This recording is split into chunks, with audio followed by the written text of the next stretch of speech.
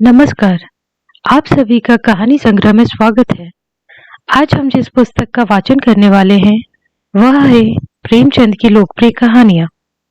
तो चलिए इस पुस्तक की पहली कहानी सदगति को आपको सुनाते हैं। दुखी चमार द्वार पर झाड़ू लगा रहा था और उसकी पत्नी झुरिया घर को गोबर से लीप रही थी। दोनों अपने अपने काम से फुर्सत पा चुके तो चमारे ने कहा, तो जाके पंडित बाबा से तो कह आओ ना, ऐसा ना हो कि कहीं चले जाए। दुखी, हाँ जाता हूँ, लेकिन यह तो सोच बैठेंगे किस चीज पर। झुरिया, कहीं से खटिया न मिल जाएगी, ठकुरानी से मांग लाना।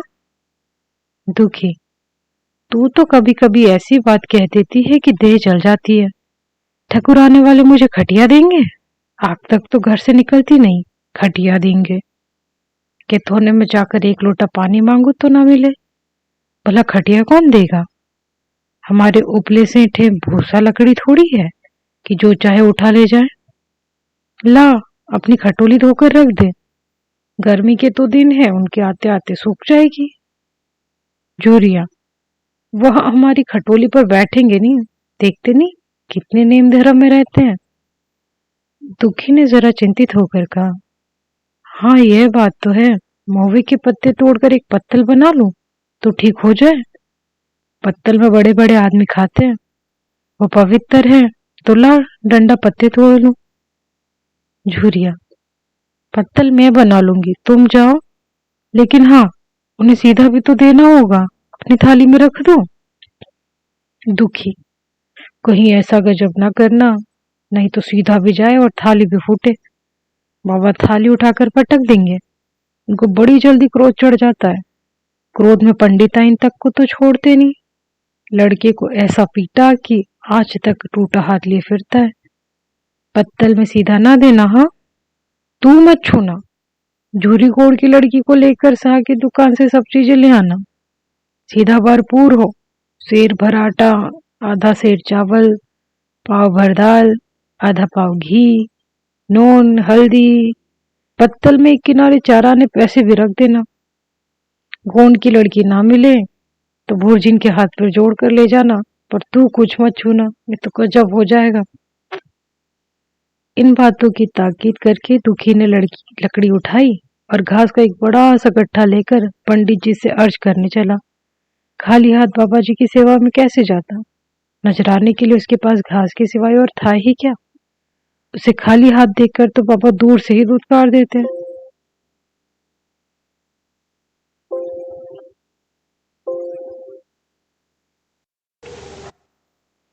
पंडित घासीराम ईश्वर के परम भक्त थे। नींद खुलते ही ईशोपासना में लग जाते। मुंह हाथ धोते 8 बजते, तब असली पूजा शुरू होती, जिसका पहला भाग भांग की तैयारी था। उसके बाद आधा घंटे तक चंदन रगड़ते, फिर आईने के सामने एक तिनके से माथे पर तिलक लगाते।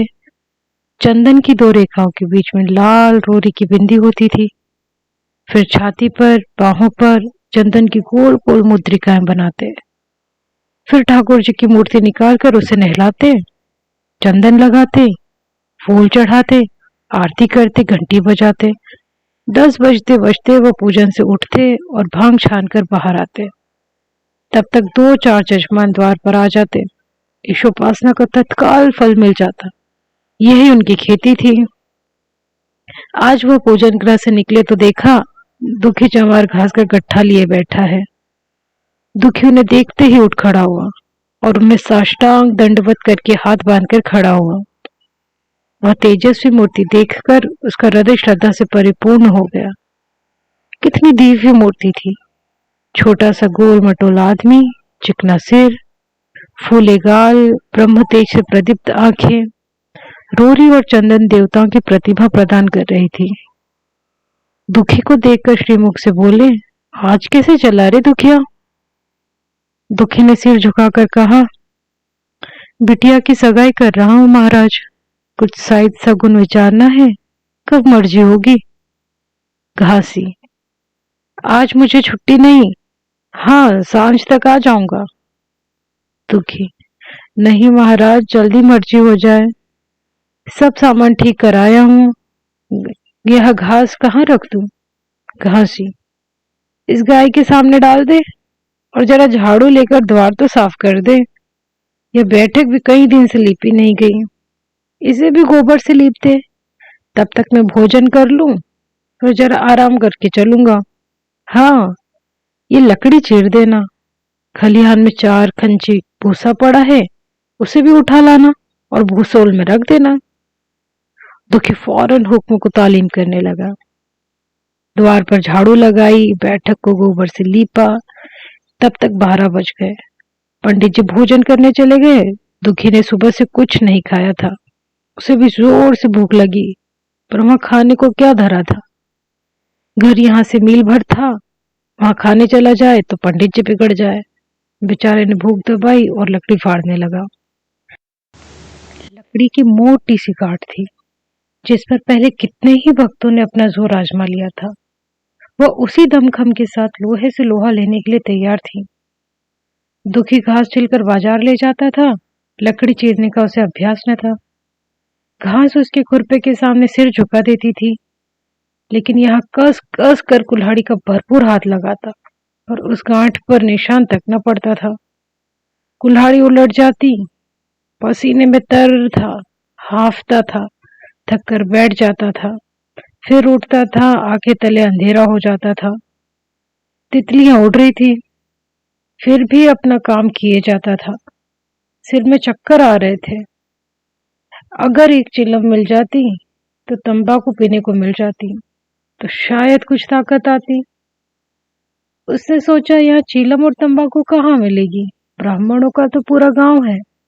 ब्राह्मण लोग हम नीच जातों की तरह तंबाकू थोड़ी पीते हैं।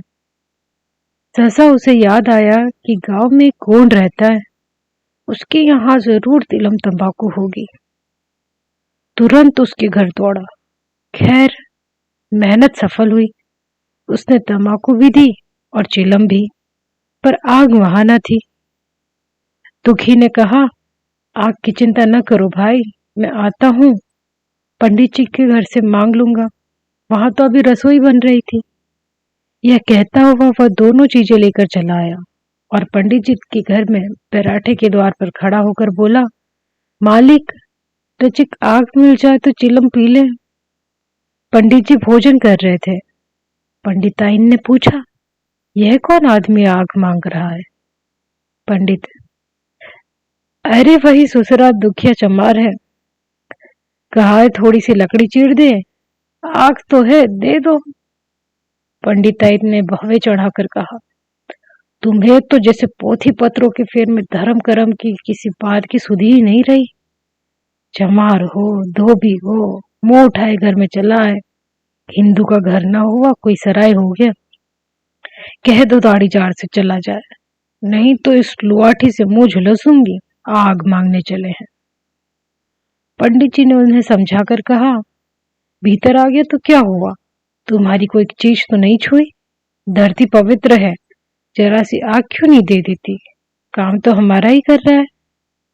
कोई लानिया यही लकड़ी फाड़ता तो कम से कम 4 आने लेता। पंडिताइन ने गरज कर कहा, वो घर में आया क्यों? पंडित ने हार कर कहा, ससुरे का भाग था और क्या। पंडिताइन, अच्छा, इस बतख तो आग दिए दे देती हूँ, लेकिन फिर जो इस तरह कोई घर में आएगा तो उसका मुंह ही जला दूंगी। दुखी के कानों में इन बातों की भनक पड़ रही थी। पछता रहा था, नाहक ही आया। सच तो कहती है, पंडित के घर में चमार कैसे चला आए? बड़े पवित्र होते हैं ये लोग, तभी तो संसार पूछता है, तभी तो इतना मान है। पर चमार थोड़े ही है। इस गांव में बूढ़ा हो गया, पर मुझे इतनी अक्ल भी ना आई। इसलिए जब पंडिताई आग लेकर निकली तो मानो स्वर्ग का वरदान पा गया। दोनों हाथ जोड़कर जमीन पर माथा टेकता हुआ बोला, पंडिताइन माता, मुझसे बड़ी भूल हुई कि घर में चला आया। चमार की अकल ही तो ठहरी, इतने मूर्ख न होते तो लात क्यों खाते। पंडिताइन ने चिमटे से पकड़कर आग लाई थी। पांव हाथ की दूरी से घंघट की आड़ से दुखी की तरफ आंख फेंक दी। आग की बड़ी चिंगारी दुखी के सिर पर पड़ गई। जल्दी पीछे हटकर सिर को झोंटे देने लगा। उसने मन में कहा, यह एक पवित्र ब्राह्मण के घर को अपवित्र करने का फल है। भगवान कितने जल्दी फल दे दिया। इसी से तो संसार पंडितों से डरता है और सबके रुपए मारे जाते हैं। ब्राह्मण के रुपए भला कोई मार ले, घर भर का सत्यानाश न हो जाए। पांव गल गल कर गिरने लगे। बाहर आकर उसने चिलम पी और फिर कुल्हाड़ी लेकर जुट गया। खटखट की आवाजें आने लगी। उस पर आग पड़ गई तो पंडिताइन को उस पर कुछ दया आ गई। पंडित जी भोजन करके उठे तो बोली, इस चमरवा को भी कुछ खाने को दे दो, बेचारा कब से काम कर रहा है, भूखा होगा। पंडित जी ने इस प्रस्ताव को व्यवहारिक क्षेत्र से समझकर पूछा, रोटियां हैं? पंडिताइन, 2-4 बच जाएगी। पंडित, 2-4 रोटियों में क्या होगा, चमार है, कम से कम शेर भर चढ़ा जाएगा। पंडिताइन कानों पर हाथ रखकर बोली, अरे बाप रे, शेर भर तो फिर रहने दो। पंडित जी ने अब शेर बनकर कहा, कुछ भूसी चोकर हो तो आटे में मिलाकर 2 ठोले ठोक दो, साले का पेट भर जाएगा। पतली रोटियों से इन नीचों का पेट नहीं भरता, इन्हें तो जुगार का लिट्ठ चाहिए। पंडिताइन ने कहा, अब जाने भी दो, धूप में कौन मरे। दुखी ने चिलम पीकर फिर कुल्हाड़ी संभाली। दम लने से जरा हाथों में ताकत आ गई थी।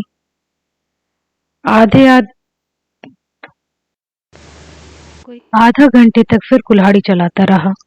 फिर बेदम होकर वही सिर पकड़कर बैठ गया। इतने में गोंड आ गया। बोला, क्यों जान देते हो बूढ़े दादा, तुम्हारे फाड़े यह गांठ न फटेगी, नाहक हलकान होते हो। दुखी ने माथे का पसीना पोंछकर कहा, अभी गाड़ी पर भूसा ढोना है भाई। गोंड, कुछ खाने को मिला कि काम ही कराना जानते हैं, जाके मांगते क्यों नहीं। दुखी, कैसी बात करते हो चिखोरी, ब्राह्मण की रोटी हमके पचेगी। गोंड, पचने का पच जाएगी, पहले मिले तो। मूंछों पर ताव देकर भोजन किया, आराम से सोए, तुम्हें लकड़ी फाड़ने का हुक्म लगा दिया। जमींदार भी कुछ खाने को दे देता है, हाकिम भी बेकार लेता है, तो थोड़ी बहुत मजूरी दे देता है, ये उनसे भी बढ़ गए, उस पर धर्मात्मा बनते हैं। दुखी, धीरे धीरे बोलो भाई, कहीं सुन न ले तो आफत आ जाए। यह कहकर दुखी फिर संभल पड़ा और कुल्हाड़ी की चोट मारने लगा। चिखोरी को उस पर दया आ गई। आकर कुल्हाड़ी हाथ से छीन ली और कोई आधे घंटे खूब कसकर कुल्हाड़ी चलाई, पर गांठ में एक दरार भी न पड़ी। तब उसने कुल्हाड़ी फेंक दी और यह कहकर चला गया, तुम्हारे फाड़े ये न फटेगी, जान भले निकल जाए। दुखी सोचने लगा, बाबा ने ये गांठ कहाँ रख छिड़ी थी, फाड़े भी नहीं फटती, कहीं दरार तक तो पड़ती नहीं, मैं कब तक इसे चीरता रहूंगा। अभी घर पर 100 काम पड़े हैं, कार परोजन का घर है, एक न एक चीज घटी ही रहती है, पर इन्हें इसकी क्या चिंता। चलूं जब तक भूसा ही उठा लाऊं, कह दूंगा, बाबा आज तो लकड़ी नहीं फटी, कल आकर फाड़ दूंगा। उसने झोवा उठाया और भूसा ढोने लगा। खलिहान यहां से 2 फरलांग से कम न था। अगर झोवा खूब भर भर कर लाता तो काम जल्द खत्म हो जाता, लेकिन फिर झोवे को उठाता कौन। अकेला भरा हुआ झोवा उसने न उठ सकता था, इसलिए थोड़ा थोड़ा लाता था। 4 बजे कहीं भूसा खत्म हुआ। पंडित जी की नींद भी खुली। मुंह हाथ धोया, पान खाया, बाहर निकले। देखो तो दुखी जुए पर सिर रखे सो रहा है। जोर से बोले, अरे दुखिया, तू सो रहा है? लकड़ी तो अभी जूं की त्यों पड़ी हुई है, इतनी देर तक करता क्या रहा। मुट्ठी भर भूसा में संझार कर दी, उस पर सो रहा है। उठा के कुल्हाड़ी और लकड़ी फाड़ डाल तो उससे जरा सी लकड़ी नहीं फटती, फिर साइड भी वैसी निकलेगी, मुझे दोष मत देना। इसी से कहा कि नीच के घर में खाने को हुआ और उसकी आंख बदली। दुखी ने फिर कुल्हाड़ी उठाई। जो बातें पहले से सोच रखी थी वह सब भूल गई। पेट पीठ में धंसा जाता था। आज सवेरे जलपान तक तो ना किया था, अवकाश ही नहीं मिला।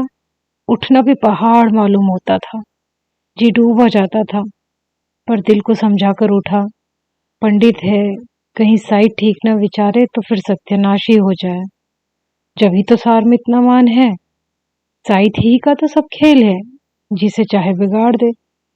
पंडित जी गांठ के पास आकर खड़े हो गए और बढ़ावा देने लगे।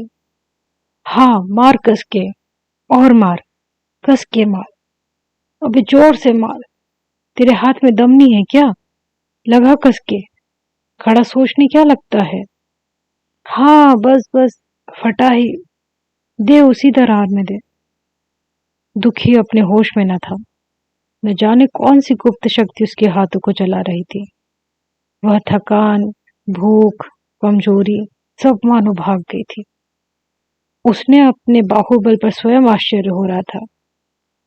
एक एक चोट वज्र की तरह पड़ती थी। आधे घंटे तक वह इसी तरह उन्माद की दशा में हाथ चलाता रहा, यहाँ तक कि लकड़ी बीच में फट गई और दुखी के प्यास थका हुआ शरीर जवाब दे गया। पंडित जी ने पुकारा, उठ के 2-4 हाथ और लगा दे, पतली पतली छेलियां हो जाए। दुखी ना उठा। उन्होंने भी अब उसे दिख करना उचित न समझा। पंडित जी ने भीतर जाकर बूटी छानी, शौच गए, स्नान किया और पंडिताई बाना पहनकर बाहर निकले। दुखी अभी तक वहीं पड़ा हुआ था। जोर से पुकारा, अरे क्या पड़े ही रहोगे दुखी? चलो, तुम्हारे ही घर चल रहा हूं, सब सामान ठीक ठीक है ना? दुखी फिर न उठा। अब पंडित जी को कुछ शंका हुई। पास जाकर देखा तो दुखी अकड़ा पड़ा हुआ था। बदहवास होकर भागे और पंडिताइन से बोले, दुखिया तो जैसे मर गया। पंडिताइन हक पकाकर बोली, वह तो अभी लकड़ी चीर रहा था ना? पंडित, हाँ, लकड़ी चिरते चिरते मर गया, अब क्या होगा? पंडिताइन ने शांत होकर कहा, होगा क्या? चेमरों में कहला भेजो, मुर्दा उठा ले जाए। एक क्षण में गांव भर में खबर हो गई। पूरे में ब्राह्मणों की ही बस्ती थी। केवल एक घर गूंज का था। लोगों ने उधर का रास्ता छोड़ दिया। कुएं का रास्ता उधर से ही था, पानी कैसे भरा जाए? चमार की लाश के पास होकर पानी भरने कौन जाए? एक बुढ़िया ने पंडित जी से कहा, अब मुर्दा फिकवाते क्यों नहीं? कोई गांव में पानी नहीं पिएगा? उधर गूंड ने चमराने में आकर सबसे कह दिया, खबरदार, मुर्दा उठाने मत जाना, अभी पुलिस की तहकीकात होगी। दिल लगी है कि एक गरीब की जान ले ली। पंडित होंगे तो अपने घर के होंगे, लाश उठवाओगे तो तुम भी पकड़े जाओगे। के बाद ही पंडित जी पहुंचे, पर चमरौने का कोई आदमी लाश उठाने ना तैयार हुआ। हाँ, दुखी की स्त्री और कन्या दोनों हाय हाय करती वहां चली आई और पंडित जी के द्वार पर आकर सिर पीट पीट कर रोने लगी। उसके साथ 10-5 और चमारिनें थी। कोई रोती थी, कोई समझाती थी, पर चमार एक भी न था। पंडित जी ने चमारों को बहुत धमकाया, समझाया, मिन्नत की, पर चमारों के दिल पर पुलिस का रौब छाया हुआ था। एक भी न मिनका। आखिर निराश होकर लौट आए। आधी रात तक रोना पीटना जारी रहा। देवताओं का सोना मुश्किल हो गया, पर लाश उठाने कोई चमार न आया। और ब्राह्मण चमार की लाश कैसे उठाते? भला ऐसा किसी शास्त्र पुराण में लिखा है? कहीं कोई दिखा दे। पंडिताई ने झुंझला कर कहा, इन डायनों ने तो खोपड़ी चाट डाली, सभी का गला भी नहीं थकता। पंडित ने कहा, रोने दो चुड़ैलों को, कब तक रोएंगी? जीता था तो कोई बात न पूछता था, मर गया तो कोलाहल मचाने के लिए सब के सब आ पहुंची। पंडिताइन, चमार का रोना मनहूस है? पंडित, हाँ, बहुत मनहूस। पंडिताइन, अभी से दुर्गंध उठने लगी। पंडित, चमार था ससुरा की नहीं? खाद अखाद किसी का विचार है इन सबको? पंडिताइन, इन सबको घिन भी नहीं लगती। पंडित, भ्रष्ट हैं सब।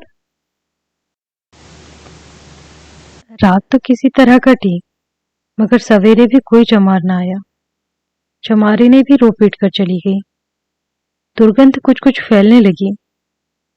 पंडित जी ने एक रस्सी निकाली, उसका फंदा बनाकर मुर्दे के पैर में डाला और फंदे को खींचकर कस दिया। अभी कुछ समय धुंधला था, पंडित जी ने रस्सी पकड़कर लाश को घसीटना शुरू किया और गांव के बाहर घसीट कर ले गए। वहां से आकर तुरंत स्नान किया, दुर्गा पाठ पढ़ा और गंगा जल छिड़क लिया। उधर दुखी की लाश को खेत में गीदड़, गिद्ध, कुत्ते और कौवे नोच रहे थे। यही जीवन पर्यंत की भक्ति, सेवा और निष्ठा का पुरस्कार था।